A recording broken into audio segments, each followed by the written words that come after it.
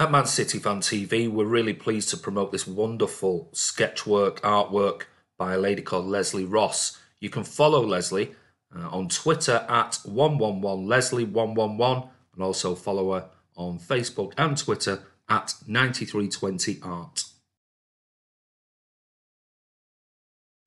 Hi guys, it's Ray here from Man City Fan TV. Well, we've just beaten Schalke 3-2 and what a hell of a game that was. I mean, I don't think we were at our best.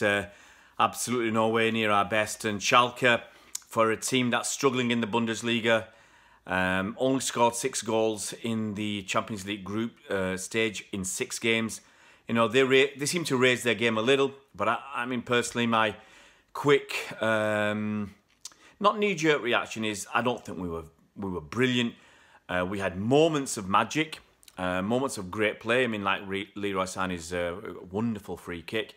But that was mixed up with some really sloppy play. I mean, as I normally do, I make notes during the game. So I'll go through some of my notes just to give you a feeling of really what I thought. I mean, we lined up with Fernandinho at the back. So we've done this before. We had Fernandinho there with Nicolas Otamendi, Walker on the right, and Laporte on the left. Now we've done that a couple of times this season. And I think that was really to actually push Fernandinho back into defence. Obviously, he'll come out when we've got the ball, but it gave Pep the opportunity to use more playmakers in that team. So we had Gundogan there, we had David Silva, we had Bernardo Silva, we had Kevin De Bruyne. So I think it just made sure we could have Gundogan playing and Fernandinho in that system. And you know, on paper you think, yeah, no problem. It's absolutely fine to have that many playmakers. We're going to get a lot of the ball. Schalke are not a great team, and as I said, they're struggling in the Bundesliga. So you think, you know, we need those extra playmakers because they're going to play as I suspected. They played 5-4-1 in effect at the start of the game, and yeah, putting everybody behind the ball. So I think we started quite brightly. An early opportunity for Aguero, which you know, a nice through ball from KDB, which came to nothing. But after 18 minutes, Schalke really messed up. Now there was a header from I think Laporte, and a nice solid header. He knocked one of their players down. It wasn't a foul as they both jumped up for the ball, and the ball eventually went back to their keeper, who passed it to the edge of the box to one of their defenders. And I think Sergio was already in the box, but he passed it past Sergio to one of their defenders, and he was robbed by David Silva, of all people, who's really showing under Pep that you know, an extra side of to his game. He's zealously chasing balls. You know, he's getting in tackles. He's putting the boot in when he needs to. Yeah, and he nicked that ball, passed it to Sergio, and Sergio popped it in.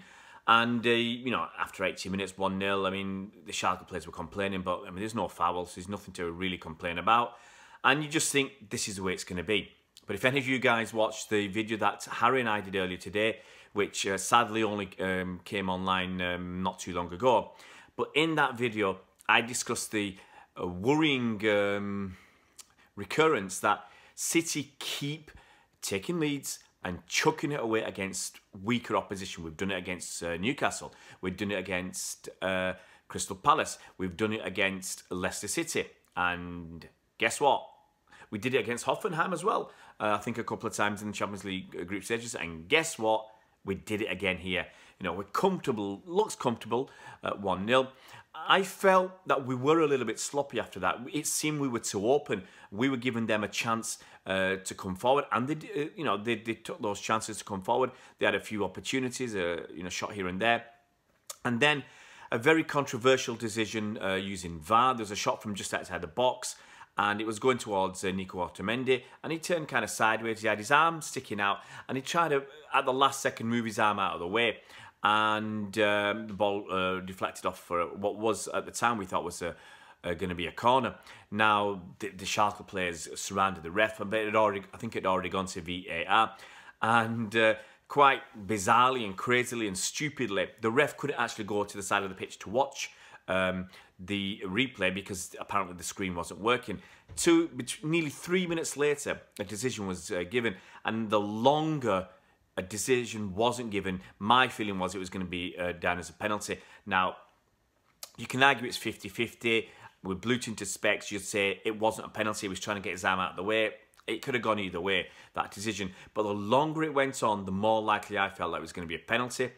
And but the funny thing is, with VAR, it's supposed to be a clear and obvious error. Now, if you're taking almost 3 minutes to make a decision, to me, that's not clear and obvious error. So whatever, you know, it can, as I said, it can go either or.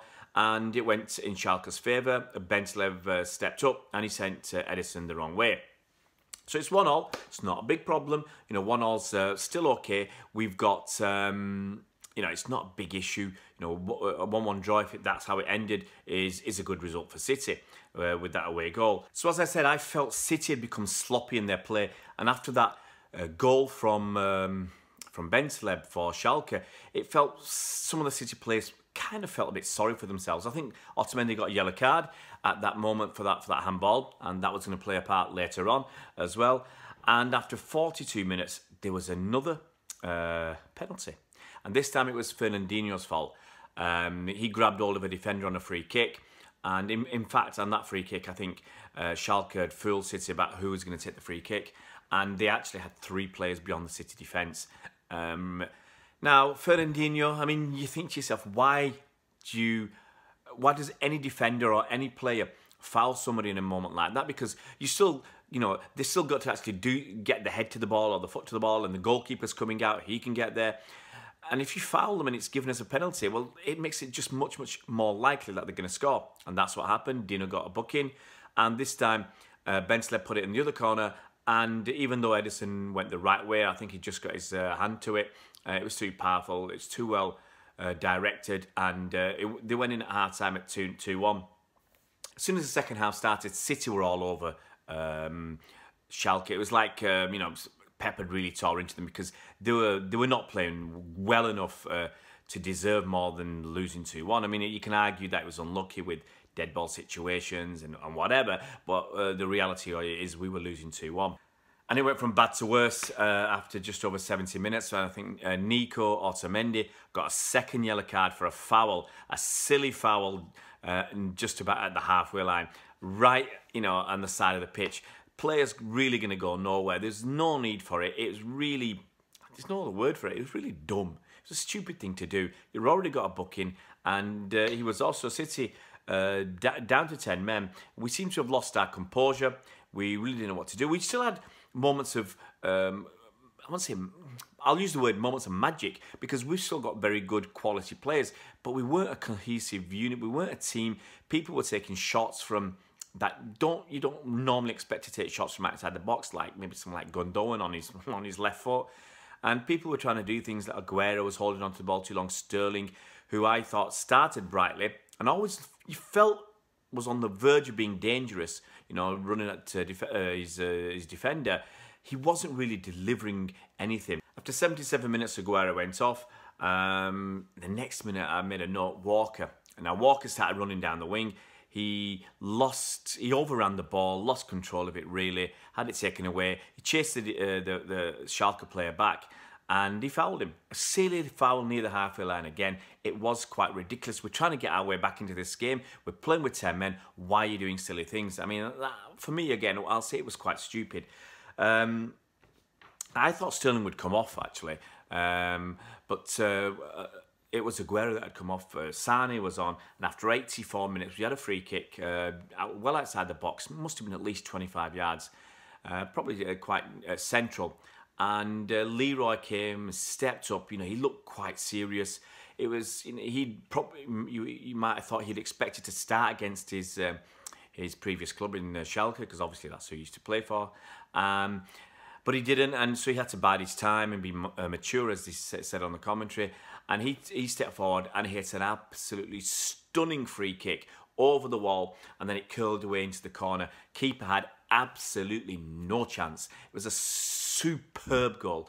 I mean, it's the kind of, as I said, the moments of magic that City players can produce. You know, it was incredible. And after that, it looked like City were in control, even with the 10 men. You know, we looked like we were the more likely to score another goal. And that's exactly what happened. Now, Sterling, who I said hadn't really delivered for me, and I thought he'd be going off.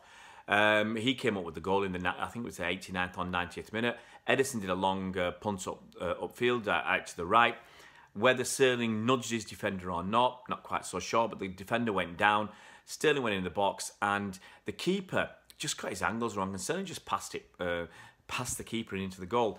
And as soon as that hit the net, my 10-year-old lad, he got out of bed, and he was in bed, and it was almost 11 o'clock here in France, and so he's running around cheering the goal and disturbing all my neighbours who probably got work tomorrow. So kind of in summary for that, I mean, I think it was a sloppy performance again. We had moments of brilliance from our players, because they are brilliant players. We took a chance, you know. I mean, I understand it by playing Fernandinho at the in defence, but you know, we got away with it in the end. We're going to lose a few players, obviously for the return leg. Fernandinho got a booking; he's gone. Obviously, Otamendi got sent off. I think somebody else got a booking, so we're gonna miss probably 3 players from tonight's starting 11.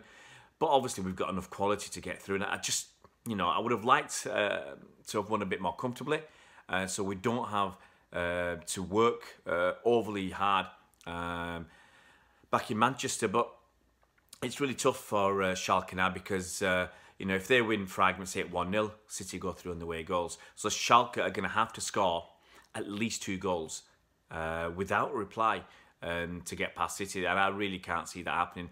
I really can see City should be scoring another goal, and realistically, if we score another goal, I mean, Schalke still need, I think, 3 goals then, and can they do it?